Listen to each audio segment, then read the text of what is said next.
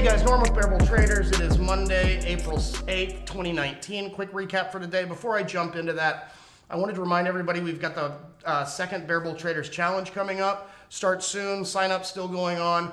We're working on a second place prize for that won't just be second P&L. It'll be more of a consistency-based prize, reward a trader for the type of trading that we do in the room, as opposed to just getting lucky on a massive size, hitting a home run on a low float, and then sitting out the rest of the week. So stay tuned for that.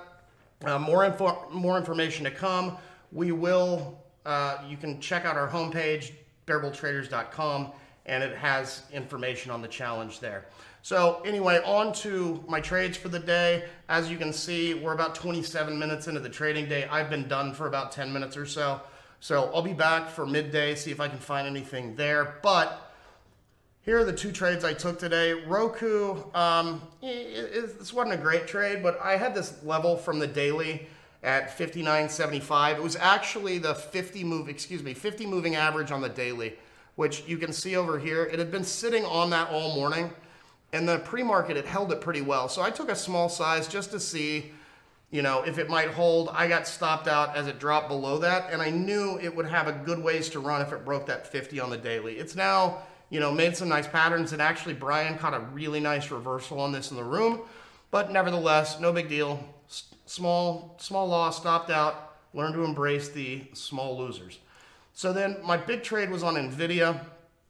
Nvidia was gapping down, just not gapping down, it was down a little bit this morning, but I had this 189.65 level from a daily. It was holding this in pre-market. It charged last week.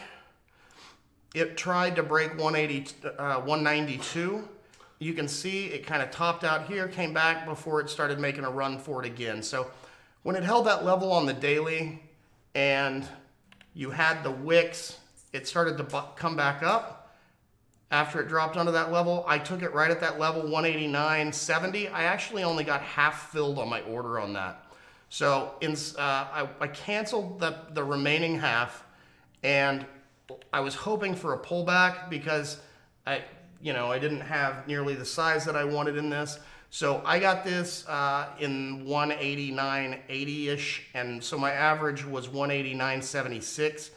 Anyway, it held VWAP nicely, popped right up above, couldn't break through VWAP here, and that was lucky that I was lucky I got that pullback to get into it. It was right in the 9 moving average. I took my first partial at this level here, which was Friday's high.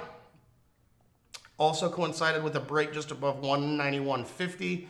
And then I took another one as it broke through that, and then I held the rest and closed it out over 192, which was my eventual target.